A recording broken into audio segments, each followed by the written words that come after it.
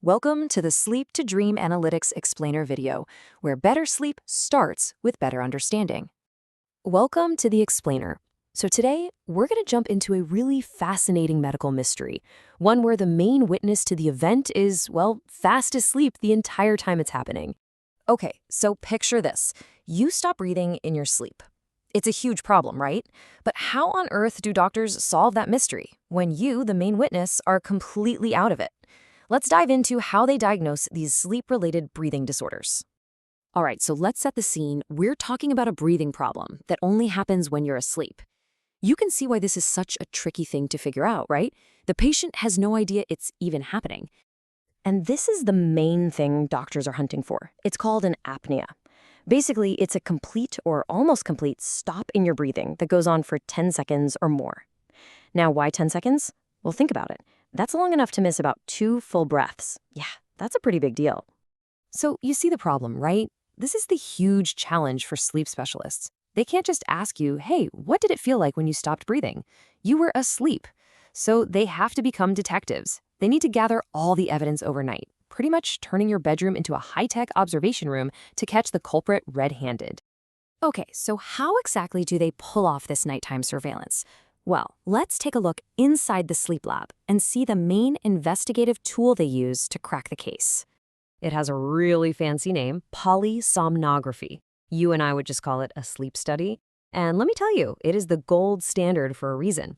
What's cool is that it actually started out as a tool just for research, but doctors quickly realized, whoa, this is an incredibly powerful way to diagnose problems. It's basically a full-on, high-tech surveillance mission designed to record every single clue while you're sleeping. So when you're all hooked up for this investigation, the sleep detectives are on the lookout for 3 key clues. And these aren't just any clues. They tell the whole story, not just if you stopped breathing, but how it happened, and maybe even why. And here they are, the big 3. First up, airflow. Super simple, right? Is air actually moving in and out of your nose and mouth? Then there's respiratory effort. This one's crucial. Is your body trying to breathe? Are your chest and stomach muscles moving? And finally, the consequence, oxyhemoglobin desaturation. In plain English, is your blood oxygen level dropping? You put those 3 clues together and boom, you've got a really clear picture of what's going on. And this, right here, this is where those clues solved the biggest part of the mystery. Take a look. In both types, obstructive and central apnea, airflow stops. No air is moving. But the key difference, the smoking gun, is respiratory effort. With obstructive apnea, your body is fighting to breathe. The effort is there, but there's a blockage. With central apnea, though, nothing. The brain just doesn't send the signal to breathe, so there's no effort at all. That is an absolutely critical distinction. Okay, so you think, all right, that seems pretty clear-cut. But like any good mystery, there's a twist. And in this story, the twist is that the evidence itself became this huge point of contention, a source of major debate among all the experts. And that twist has a name, hyponia. So remember, an apnea is a complete stop. It's pretty black and white. But a hyponia, it's much more subtle. It's not a full stop, but a big reduction in your breathing.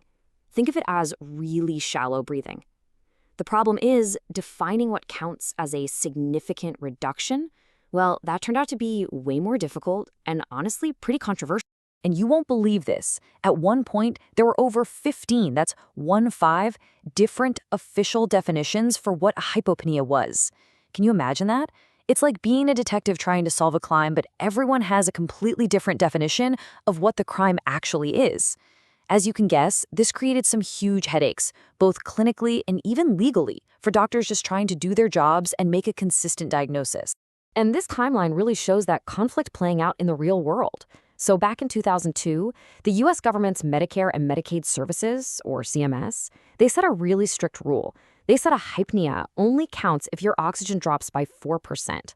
But then in 2007, the big medical group, the American Academy of Sleep Medicine, or AASM, they came out with their own rules. They said, nope, a 3% drop is enough, or even if your brain just gets jolted awake.